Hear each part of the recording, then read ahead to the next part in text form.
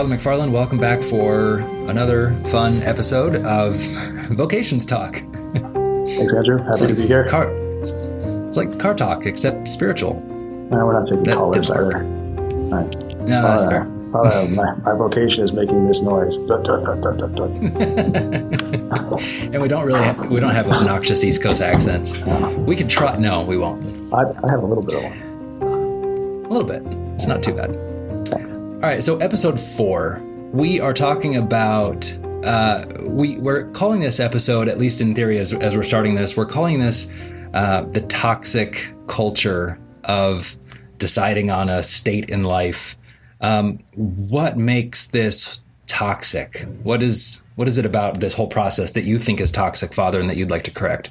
What's toxic about it is that the whole mentality is wrong, as we've mentioned numerous times in the course of this. But what should be a process of making a decision becomes a process of trying to figure something out that we can't figure out. And so, as we said, there's all sorts of bad advice and ridiculous things that people say that oftentimes end up preventing someone who is perfectly qualified from pursuing the priesthood or religious life. And that toxic is a good word in that sense, and that we sort of poison the possibility of this person giving himself completely to God in a state of consecrated life. Okay. Well, we are going to go through some of your more contested ideas, or ideas that you don't like, a little bit later on here in this episode. But first, let's talk about the right way of choosing the state in life that you should be doing as an individual. This is often called the process of discernment. And you said right before we started recording, you don't like the term discernment for this. Why is that, Father? Because discernment, we spiritually use discernment for example, for the discernment of spirits. So to figure out, is this movement taking place in my soul, coming from God, coming from my own natural inclinations, or coming from the devil? With the thought of pursuing consecrated life, there's no risk of deception. It can't be a bad thing to want to give yourself completely to God. And the same is the example I've often used of making the decision to go to Mass every day or receive communion every day. Right? That we don't have to worry about being deceived there, because the thing itself is good. And St. Thomas goes so far as to say that if the devil convinced us to pursue religious life, we still don't need to worry about it, because he's convinced us to do something good. Which is St. Thomas's point, of course, is he's not going to try to get us to pursue religious life. He's going to try to convince us not to, and use whatever means are at his disposal in order to do so. So it's not as if we have to figure out if this is going to be a good thing. We are going to have to apply certain tests to ourselves in terms of, okay, I know what the impediments are. Are there any impediments? Is there really anything that's keeping me from that? But those things are going to be obvious. There's not a process of discernment that has to happen whereby I, come to that knowledge. It's just the application of these impediments to myself. Do I fall under any of these? Okay. So let's go through. I'm just going to ask you kind of a series of questions here, Father, on this topic. You said, it's not really discernment, but in an Ignatian retreat, you do go through the process of learning how to discern whether things come from good or for evil. So oftentimes people will go on a retreat before they're about to make a big decision. You yourself host Vocations Retreat. So how does that process fit in? In the Ignatian exercises, St. Ignatius has a whole section on the choice of a way of life. And that word choice is used repeatedly. And so what he's trying to get the retreatant to do is to take what's most important, what St. Ignatius calls the principle and foundation, that man is created to praise, reverence, and serve God our Lord, and by this means save his soul, and that all the other things in the face of the earth are to help man to the attainment of this end. And then apply that to himself in his current place in life, and then make a decision about what he has to do to give himself as completely as possible to God. And so what he's trying to do is to get you to really think about, okay, I really am made just for my salvation and the glory of God. There shouldn't really be any other consideration right now. What's the way that I can be most pleasing to God? And his ways of making a choice of a way of life are to help you to do that. So to be as generous as possible in the light of this principle. So we're acting based on faith with the greatest possible generosity. And I maintain that what St. Ignatius is trying to do is to get as many people as possible to enter religious life, quite frankly. And he is, and he talks about the choice. The word keeps coming back. He talks about discernment elsewhere in the discernment of spirits. He doesn't talk about it in when he's going through these methods of making a choice of a way of life. Interesting. Is it possible, Father, to quote unquote, miss your vocation? Is someone better suited objectively, and we've kind of already answered this, I think, in episode 1, better suited to the priesthood or the married life, and is that an objective thing, and they've missed it, and they will lack something later on in their life because of a missed choice?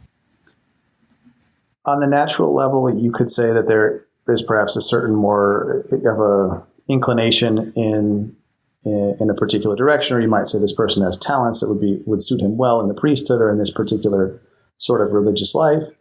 But it's not a question of the application of your natural talents, and that this person is clearly more set up to be a priest, so he should be a priest. This one clearly more to be a husband or father. I know plenty of priests who, had they chosen to go a different direction, would have made great fathers, and plenty of fathers who had chosen to go a different direction would have made great priests. So it's certainly not that.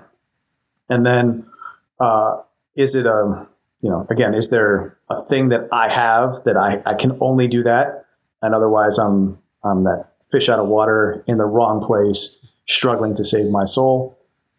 No, not if there are no impediments, then you and a religious congregation will take you, then go ahead. And there are vices are vices in religious life or in secular life. Our vices are vices in the priesthood or in lay life, and likewise for our virtues. So we all have those things that we struggle with, and those things that we're good at. And wherever we are, those are going to be our strengths and our weaknesses. Is there a proper way to choose? I'm sorry, go ahead. I was like, so no, it's not a matter of missing a vocation. It's possible for someone to have made that decision knowingly to be less generous, and that's not a good thing. Right. But it's also not like, well, now you're pretty much hosed for the rest of your life. You made your bed, sleep in it. It's not that either.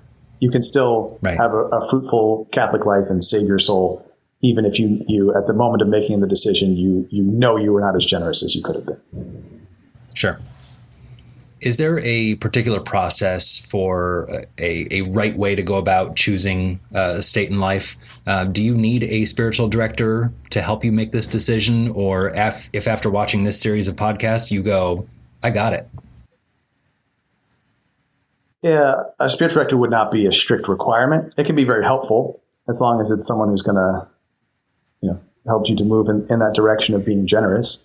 And that's what, I think that's St. Thomas again, that we shouldn't take a whole lot of counsel on the subject of entering religious life because our Lord has counseled it. And we should only ask advice from people we know are going to encourage us. So we see what St. Thomas thinks about it pretty clearly. So it can help. And certainly the more we're focused on the supernatural, the more we're living a fervent spiritual life, the more we're going to have that support of grace, the more the making of this decision is going to make sense to us. And it will help us to be generous. Okay. Next question I have. Is there such a thing as a vocation oracle? That is a priest or someone else who can just tell, I know you have a vocation, you've got it. And if someone says that to you, what should you think if you're a young man, young lady, and someone says that to you? I don't think it exists because I don't think there's a thing that you have or don't have. Are there those rare individuals who have the certain prophetical gifts from God, where they might see that it's particularly important for your salvation or for the good of the church to enter a state of consecrated life, or maybe even to avoid one. Sure, that's possible. But I think in most cases, if somebody tells you that, you say, "Oh, okay, thanks," and then try to make a decision based on sound principles. Very often, there's this desire among candidates to just have that very clear answer, and someone who's just giving categorical statements can seem very appealing, especially if that's a person of authority like a priest or a religious. But I don't think that in 99% of the cases that's solidly grounded. And I wish people would stop doing that. And very Fair often enough. it's the opposite case. Like, no, not for you. Well, why not? It seems that I don't have any impediments. Nope. I know I have experience in these matters, or I know these things, or what, not you. And I have seen cases where people who have been told that, even by priests, have gone on to be religious, and it's been fine and better than fine. An excellent thing. Okay. So it comes down to, it really is a decision that each person has to make for himself. Right? And that's the way that God wants it. Unless God gives you some extraordinary manifestation to show that if you encountered a Padre Pio or someone like that who has there's clear evidence that he is speaking with the authority of God, then by all means listen to him. Or if God is working miracles, other extraordinary signs to indicate some direction to you, that's different. But if it's just somebody who thinks they always know, don't take that too seriously. That's my advice. Okay. So last question I have, kind of in this subset of the decision-making process. What about parents? Can you speak to parents for a moment, Father, about how best to assist their teenage, young adult children, or even younger, along this process? Are there things that they should or shouldn't do, or are there things that they should be doing to help with this whole process? Well, the thing that's most helpful is not just something that you kind of super add to what you've done for your children at the end of their childhood as they're making this decision, but that you've lived and helped them to live and taught them the ways of a fervent Catholic life.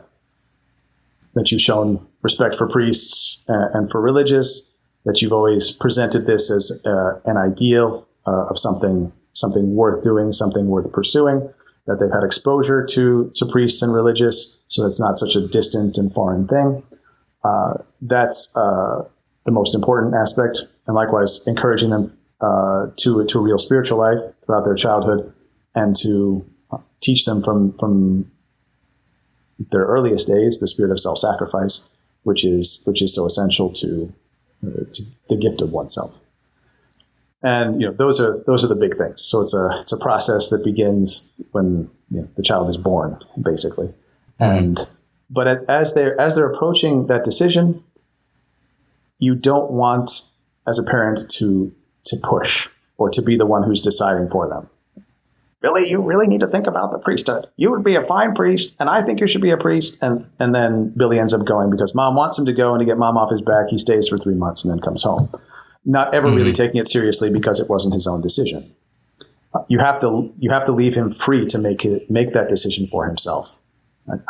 It can't be something that he's pushed into. Likewise, parents need to not discourage their children's interest in the priesthood of the religious life. And this can happen for a number of reasons. And sometimes it's because of a sentimental attachment of the parents to the children. They want them around in their later years and don't want them locked up in a convent or sent off to foreign mission countries or what have you. Or they want those grandkids and as many as possible and as soon as possible. Or it may be the case of, well, this, of all my children, the one who's interested doesn't seem like a very promising candidate. You can't even clean up your own room. You think you can be a priest? And that pouring cold water on a young person's generosity does a lot of damage. And you don't, I think some people think of vocations as something that needs to be tried and tested. Don't worry, it will be. We don't need to add tests to that, especially in the modern world. Before entering the life at the seminary or in the novitiate, living the life as a priest or as a professed religious, there will be those temptations. There will be those trials. Don't worry. We don't need to add to them. I think of it as being like a little flame that you need to protect and to build, to feed the fuel to it, to encourage it so that it can grow, so that it can survive on its own. And, even just a little breath of discouragement, of opposition can blow that flame out. And I know for myself, at the time that I was considering entering the seminary, I was dragging my feet doing it. I wasn't very enthusiastic. I thought I'd had my life all figured out. And if there had been somebody who said, no, I would say, oh, thank goodness. Yeah, but then you just gave me all the permission I needed. Yes. And then I wouldn't be where I am today, which is, I get to hold God in my hands every morning. I would have missed out on a great deal. So even if they're not a great candidate, apparently, there have been plenty of us who were absolute schlubs at the age of 16 who more or less got it figured out and were banged into shape to make respectable priests, to say, that's a great idea. That's a very noble ambition. Recognize that you have some things you need to work on if that's what you want to do. You need to try harder at school. You need to be more dedicated to your responsibilities. Prepare yourself now. Get ready. So we can certainly encourage them to improve themselves, but not to discourage the vocation. And you have it too with but you'd be such a great father, you'd be such a great mother. Don't do that. They might be, but we have to remember it's a matter of faith that the call to consecrated life is higher, and we have to be ready to make that gift of our children as they have to be ready to make that gift of themselves. As a parent with teenage kids myself, I know personally it is hard to let go. It's hard to just let them go and make their own horrible decisions that they make sometimes. Right. And I can understand how maybe a parent would say, you've got to do this. I see it in you because you do know your kids. You know them well. Or as a parent, you go, hey, you give me grandkids, right? Both of those are pretty bad ideas. You've got to let go. Yep. And to encourage, to advise, but not to let it be your decision. Right. Well, let's talk about once a candidate has entered the seminary, novitiate, convent, whatever. What happens if someone is asked to leave? Sometimes it probably feels to a candidate that this is a feeling of rejection, like the priesthood didn't want me or the religious life didn't want me. Mm-hmm. What does that mean, and how does that happen sometimes? Well, it can happen for any number of reasons. There can be questions of health. There can be moral problems. There can be apparent lack of affinity for the life, like it's just not working. With the priesthood, a failure to attain the qualifications. The candidate's been here a few years. His grades are poor, or he's not maturing, or he's difficult in community life, and so there would be a feeling of rejection is normal, but we have to see that too as God has manifested His will to me.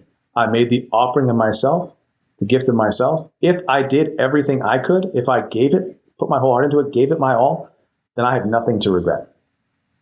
It just didn't work out. It also does not mean that one cannot try to pursue the religious life elsewhere. That does happen in a particular congregation is just not the right fit. No one can tell you you're not suited for the religious life anywhere unless there's a canonical impediment. They can tell you. In that case, they can tell you. If otherwise, you can, whatever your quirks, foibles, and failings may be, you're permitted to try elsewhere. And really, there's not even a cap on the number of times you could try. But probably, if you've already been turned away from 6 convents, the other convents are going to be like, okay, why? And be a little reluctant to take a chance on you. And at that point, most people will be saying, okay, it just looks like it's not for me.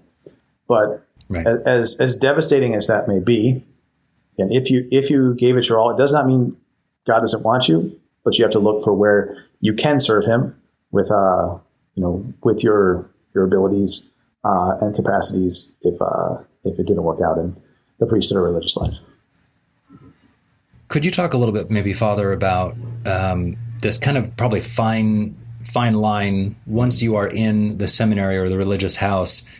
It must be a total change to go from living in the world to going into a religious house, and there must be difficulties and challenges to do that. How do you know whether to persevere and move forward through those difficulties, or maybe that's indications that you are just not suited for that life? How do you continue to make that choice, or to make the choice to leave once you are in the religious house or seminary? It's actually pretty simple, and that is you just stay. And if you're not supposed to be there, the people who are in charge of letting you know that you're not supposed to be there will tell you to leave. Right. So I think the best thing for a candidate to do entering a novitiate or the seminary is to just stop thinking about whether they should be there. I made the decision. I'm giving myself. Unless the situation changes where it becomes manifestly clear that I cannot pursue my resolution to serve God here. And then one should stay. So when is that going to be the case? When obedience tells you to go, or if there's some, corruption of the life, the seminary gets infected by modernism, or the religious congregation seems to be abandoning the traditional faith, or things like that. So it's really not complicated, and the less the candidates think about it, the better, quite frankly. Because are you giving yourself, or are you going with this, introspective, I'm going to see how I feel from day to day and if I like it or not? And that's right. Opening the door to the devil playing on your feelings and getting you to leave. So if you're not supposed to be there, as long as you're open with your superiors, your spiritual director in particular, and you're putting forth your best effort, if you're not supposed to be there, they'll let you know. That's what the whole process is for. That's why we have a novitiate and temporary vows. That's why we have a seminary that lasts for years before you're definitively committed to that life as a priest. It's so they can make that determination. You've already decided to do it. So you're doing it, and then they tell you if you can or not. Of course, you're free to quit, but unless your motivation changes, why would you quit? So as long as that motivation is to, what you want to do is serve God and save your soul, stay where you are. That's great advice. All right, so I'm going to say about 5 or 6 different quotes of things that I have heard or you have heard in the past. And after each quote, I'm just going to let you talk. This is the part where you get to rant about stuff, Father. This is a section called Typical Vocation Misunderstandings. And we could come up with a more colorful title than that, but that's what we got right now. All right. Quote, you should get to know the world so that you know... you should get to know the world so that you know what you're giving up. That's ridiculous. Why would you, again, you're nourishing that flame. Why would you all right, now I'm going to take it out into the rain. And it's contrary to the practice of the church throughout the centuries, which generally was, get them in as soon as possible. To protect them from that influence of the world. We want to avoid the spirit of the world, but also, we're not, trying other things either. If someone says, "Hey, I'm planning to get married," no one says, "Well, go to the seminary for a couple of years first to see what you're missing out," or "Go live in a priory for a while." Or if you say, "I'm gonna, I've decided I'm gonna go to law school," well, have you tried being an airline pilot first? You got to know what you're giving up. It's ridiculous. Is this the best thing to do or not? And it's a matter of faith. It is. So why would I go tempt myself to do something lesser when I'm already thinking about doing the better thing? Right. A subset of this argument is often XYZ person is too immature. At a 17, 18-year-old just graduating high school, they're way too immature. They need to get out and get some worldly experience first. Same thing there? Well, it depends on the 17 or 18-year-old. It can happen that they are not yet mature enough, but still, I'm very much opposed to just throw them out there, go get a job at a fast food restaurant or work in construction or whatever. You want them to be in some kind of environment that they can be protected.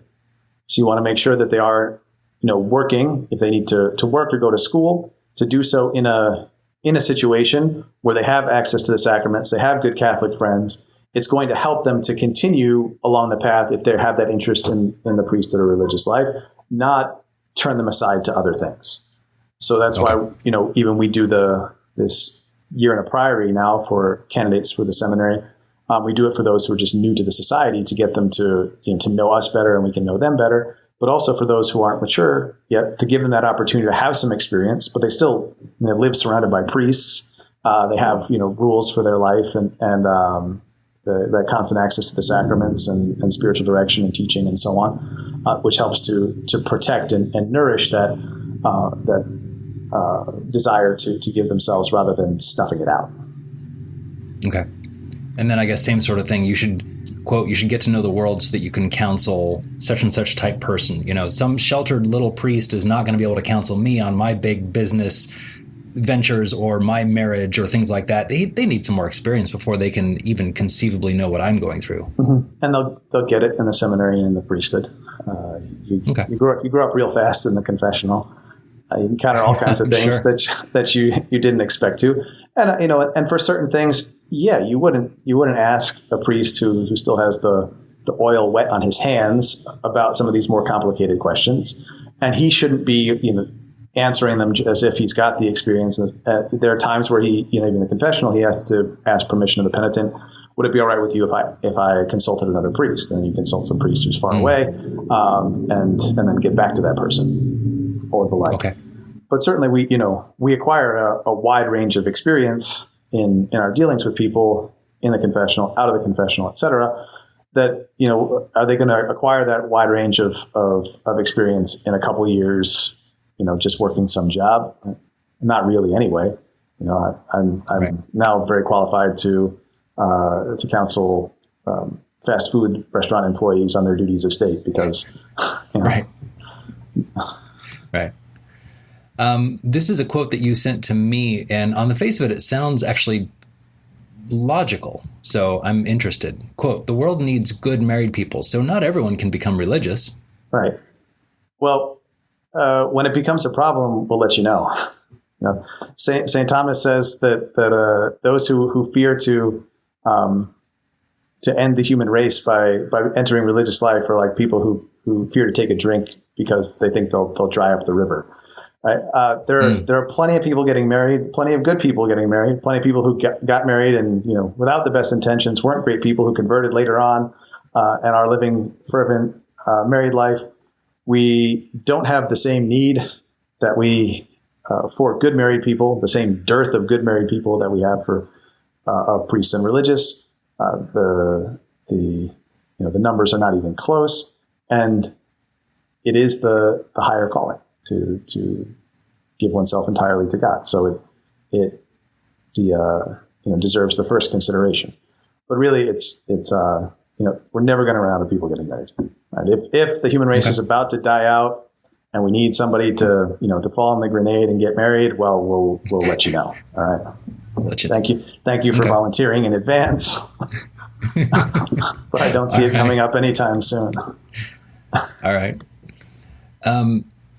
Here's another one. Quote, "If you meet someone, a great guy, girl, Catholic, perfect, very handsome, very beautiful, whatever, all the things. Yep. This is a sign from God that you are not meant for consecrated life." Right. That's painfully ridiculous. It's something that In one case, a priest said to a friend of mine who is now a priest, just keep dating, and if you meet someone, that'll be the sign from God. It's amazing to me how many times after people have made the decision to pursue consecrated life, they do meet someone. And then God asks this, not just the sacrifice in the abstract of marriage, but marriage to this person whom I know and in whom I'm really interested, would like to explore building a life with this person. But no, I'm making now a more concrete sacrifice. And the problem here is putting the natural and the supernatural on the same level. We can meet people throughout our life with whom we have that great connection. But if we're already married, or if we're already in a state of consecrated life, we can't explore it then. So if we've made this, if we're thinking about this, it still merits the first consideration, whether there's someone in the picture or not. And if someone comes into the picture, that doesn't fundamentally change the situation. And I know plenty of priests who were seriously seeing women with the intent of getting married. I know of one even that was engaged, broke off the engagement to go to the seminary. So it's the higher state. So that makes perfect sense. Yeah. Last quote I've got is a little bit on the parent side again. If one or two or three of my children don't become a priest or a religious, I'm a bad mother, also known as the parental guilt syndrome. So if one of my kids' father doesn't become a priest, does that mean I'm a bad father? Yep, total failure. Yeah, no, I'm just kidding. No, of course not. They have free will for one thing, and it's up to them to make that decision. The races are different, situations are different. Nobody has it's probably happened somewhere, but is there a family where all of the kids have, so no. So I don't know of one, except for a couple of, only children, but it's not fundamentally up to the parent to decide. Okay, so what you want to do is simply give your child the best possibility, exposure, right, to the priesthood, the spiritual principles, the spiritual life, the general good formation, so that they can make the decision. Right? It's an option, and they can pursue it or not. And along the same lines, just because a family has a whole bunch of religious doesn't mean that their parents are the best parents ever, or that they're saints, or we tend to judge these things superficially, but the Spirit bloweth where He will. Sometimes he draws people out of crazy situations, even disastrous family life to consecrated life. It happens. So we don't, again, their grace does play a role here. It's not as if we just I follow the prescriptions exactly, and precisely 1/3 of my children will end up in consecrated life. It's just not the way it works, and it shouldn't be a cause for guilt. And there might be a little natural disappointment, but not something that we should take too seriously. Okay. Well, this has been good, Father. As we go through all of these traits, all of these misunderstandings about vocations and about choosing life, what do you think? I'll give you the floor to end. What do you think is the most, out of all these things, is the most toxic element in this whole discernment, quote unquote, culture? Naturalism, which is the denial, either in theory or in practice, or both, of course, of the supernatural. So what happens in the toxic discernment culture is we focus in on self. It's this constant introspection. How am I feeling today? Do I want this today? Is this going to work with how I perceive my talents and my inclinations and my desires? We need to look at Jesus Christ. Right? That's the antidote to naturalism. If we're thinking about Him, thinking about what's pleasing to Him, thinking about the eternal goods rather than our own personal, momentary, temporal good, then we're going to make a much better decision. We are, meant to take up our cross daily and follow Him, or we cannot be His disciples. And He offers us this opportunity. If thou will be perfect, Go sell what thou hast and give to the poor, and come follow me. Right? It's not just a negative thing. Go give up this stuff that people think is important. And you think, oh, do I want to give up that stuff? No, I want to get married. I want to have my own things. I want to do what I want when I want. Come follow me. Right? Come be my intimate friend. Come live in the closest possible association with me. Right? He's offering you in exchange for the goods of this world, even things that are totally legitimate, himself. And that's what we have to focus on. Not think about what we're giving up, but think about what we're getting. That we are having this relationship built into our life with Jesus Christ. This consecration to him as a priest, the priestly character giving us a participation in his own priesthood, or as a religious, setting ourselves apart to belong entirely to him. Right? So that to eliminate those distractions that most people, even good people, have in the world, in order to focus entirely on him. And that's what's going to make us happy. And to think about the side of it of, what I'm giving up, that's going to, get us depressed and downcast, at least at times. But to think, for whom am I giving it up? What do I get in return? He offers me eternal life, and even before that, a special place in his sacred heart, a special love that not everybody chooses to pursue. So that's, my most basic and most essential advice in matters of vocations is look at Jesus Christ.